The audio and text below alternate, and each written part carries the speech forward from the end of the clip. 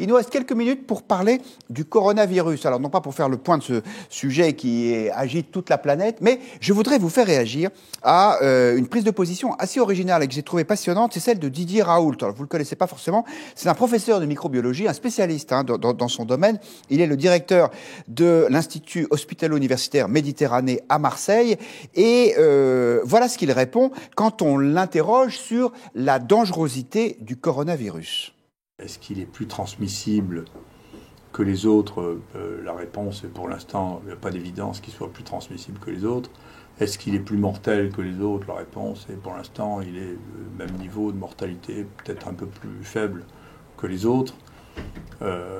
Et est-ce qu'il a plus de chances de muter que les autres? Non, il va muter comme tous les coronavirus, et comme tous les virus ARN mutent. Donc tout ça, moi, du point de vue de la virologie, ça me paraît relativement banal.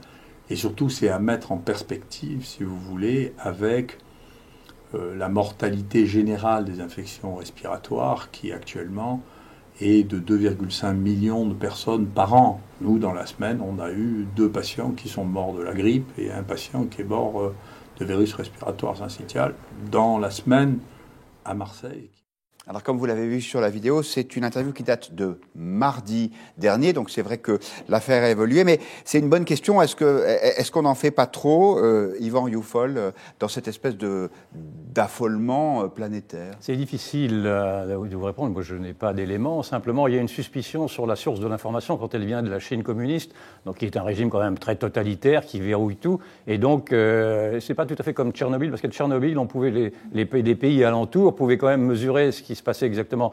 Et d'ailleurs, Tchernobyl a accéléré la glasnost et même l'effondrement du mur, avait dit Gorbatchev. Ici, on est quand même dans un pays qui, au lieu de s'ouvrir, se referme encore davantage. Et il est en train même de rejouer le grand bond en avant en nous disant, regardez, on construit 2 hôpitaux en 11 jours, etc. Donc il y a une propagande qui est en train de suivre ce régime-là en plus, et donc qui peut susciter des interrogations, des doutes sur les informations qui sont distillées de manière très précise. J'entendais l'ambassadeur de Chine à Paris ce matin qui donnait des chiffres à l'unité près de ceux qui étaient morts, de ceux qui étaient atteints, etc.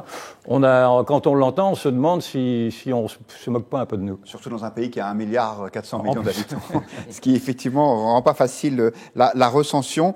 Bertrand Perrier, c'est vrai qu'on n'est pas médecins les uns et les autres, mais votre intuition c'est quoi? C'est que c'est normal ce degré de mobilisation ou que c'est un peu beaucoup? Non, c'est énorme et c'est légitime à la fois, parce que le gouvernement est totalement tétanisé par les suites des scandales sanitaires précédents qui ont été horriblement mal gérés, parce qu'on avait l'impression qu'on nous cachait des choses. Il y a eu la grippe H1N1, il y a eu même la canicule, enfin tous les scandales sanitaires ont été très mal gérés, faute de communication et de transparence. C'est d'ailleurs assez frappant de voir que là, on a une surinformation, on est informé heure après heure du l'état de santé, de PSA, bon très bien, et d'ailleurs on est plus souvent informé par les médecins que par les politiques. Ce qui prouve bien que la parole des médecins est mieux crue que celle des politiques, puisque les politiques envoient les médecins pour communiquer. Et donc, parce que eux, au moins, ils savent de quoi ils parlent, et donc, c'est eux qui communiquent sur la question du coronavirus. Après, personne n'est médecin, mais c'est vrai que dans une communication de crise, il y a un certain nombre de règles d'or. D'abord, communiquer rapidement, dire ce que l'on sait, dire aussi ce que l'on ne sait pas, et dire ce que l'on fait. Et donc, de ce point de vue-là, en effet, le gouvernement communique beaucoup, parce qu'il est, je pense, il a une trouille absolue de l'accident, de la fake news, parce que ça aussi, ça va commencer à circuler sur les réseaux. Et donc, c'est une communication de l'abondance qui est la communication de la peur. Vous êtes 62% à considérer qu'on en fait trop, avec toutes les guillemets qui s'imposent sur le coronavirus. Il y a ce commentaire de Manceau sur Twitter. La grippe tue en France, c'est mieux comme ça, entre environ 10 000 personnes par an. Là, on n'est même pas à 10 depuis le début de la contamination. Chaque mort est horrible, mais il faut relativiser. Alors, c'est vrai, et en même temps, cher Manceau, il y a l'argument de certains qui disent ne comparons pas le coronavirus avec la grippe, parce que notamment, le risque de contagion n'est pas du tout le même. Par exemple, dans les équipes hospitalières, quand à l'hôpital on soigne un patient atteint de la grippe, on n'a pas besoin d'avoir ces combinaisons de cosmonautes parce que c'est beaucoup moins le risque, encore une fois, de contamination est moindre. Le coronavirus a déjà tué la bourse de Shanghai, nous dit Citoyen sur Figaro Live. Et puis, Romain, qui nous dit, en tout cas, ce virus a permis aux Chinois de construire 2 hôpitaux en 10 jours. Nous, avec nos 35 heures et nos grèves, 3 petits points, sans doute qu'on est moins performants. Laurence Taillade, votre... Pas dans un régime de la même nature non plus. Non, c'est vrai, effectivement, ça a des contreparties.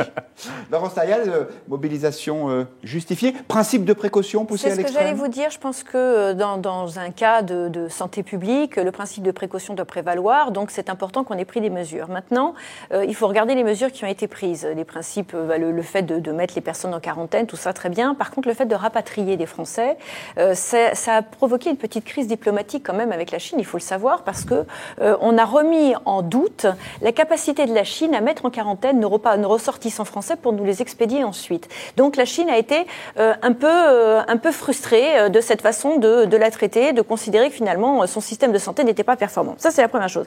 La deuxième chose, effectivement, je veux revenir sur la grippe. La grippe tue, effectivement, en moyenne, 10 000 personnes par an. En France, hein. En France, uniquement en France. Et finalement, on regarde ça comme une fatalité. La vaccination n'est pas quelque chose de fréquent, de courant. On incite les personnes âgées, les personnes faibles à se vacciner, mais on n'est pas dans une méthode beaucoup plus incitative qu'il pourrait y avoir dans d'autres pays. Donc, notre problématique, je pense, elle est davantage là, sur de la pédagogie, parce que il y a depuis de nombreuses années une défiance non seulement vis-à-vis du politique, Monsieur Perrier l'a bien rappelé, mais il y a aussi une autre défiance vis-à-vis du médecin. Il faut rappeler qu'il y a un certain nombre de médecins qui sont poursuivis pour des dérives sectaires parce qu'ils disent qu'il ne faut pas se vacciner, il y a... Pas sur le coronavirus, hein. Non, pas sur le coronavirus, on n'a pas de vaccin. Mais en l'occurrence, quand des médecins vont dire qu'il ne faut pas vacciner des enfants, c'est criminel. Il faut le rappeler. Donc, il est important de rappeler que dans notre pays, on a des choses qui peuvent sauver des gens, ça s'appelle les vaccins, que donc, il faut refaire de la pédagogie sur le vaccin, il faut refaire de la pédagogie sur des règles de base d'hygiène, apprendre à se laver les mains, parce que malheureusement, il y a des gamins qui savent pas qu'on se lave les mains avant de passer à table, qui savent pas qu'on se lave les mains avant de sortir des toilettes, et rien que ça a permis de faire baisser la mortalité dans notre pays au début du XXe siècle. Donc, il serait peut-être temps aussi de revenir à des principes de base dans notre pays. Eh bien, je vous propose de conclure cette émission sur ces conseils pleins de bon sens. Voilà. Merci beaucoup à tous les trois et à Richard Verly qui a dû nous quitter quelques instants avant la fin de cette émission. Bonsoir à tous, merci de nous avoir suivis et rendez-vous demain pour un nouveau numéro de Point de vue.